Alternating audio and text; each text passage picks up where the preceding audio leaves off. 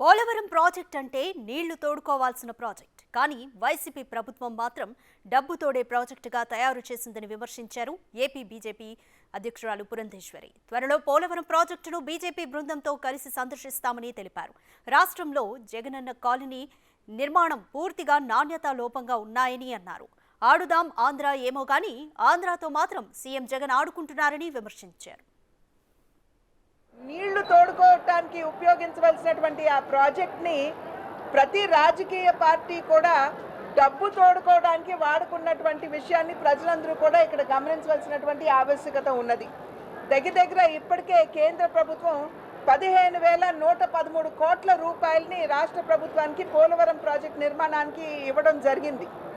ఇంకా కూడా అంటే దాన్ని జాతీయ హోదా కల్పించినటువంటి సందర్భంలో ఆ ప్రాజెక్టు మీద వెచ్చించేటువంటి ప్రతి పైసా ఇవాళ కేంద్ర ప్రభుత్వమే భరిస్తున్నది అనేటువంటి విషయం ప్రజలందరూ కూడా గమనించాలి. నేను త్వరలో నాయకులందరితో కలిసి పోలవరం సందర్శనార్థం నేను అక్కడికి వెళ్తాను. అక్కడికి వెళ్ళినటువంటి సందర్భంలో పోలవరానికి సంబంధించి ఎక్స్క్లూజివ్గా నేను అక్కడ మాట్లాడటం జరుగుతుంది.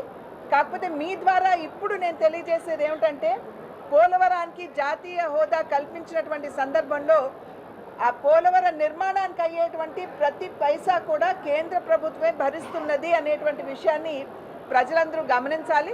అయితే ఇక్కడ ఉన్నటువంటి నాయకులు ప్రభుత్వాలతో ప్రమేయం లేకుండా ఇందాకన్నట్లుగా నీళ్లు కాదు డబ్బు తోడుకోవడానికి ఈ పోలవరం ప్రాజెక్ట్ని వాడుకుంటున్నారు అని చెప్పి ప్రజలందరూ కూడా గమనించవలసినటువంటి అవసరం ఉన్నది.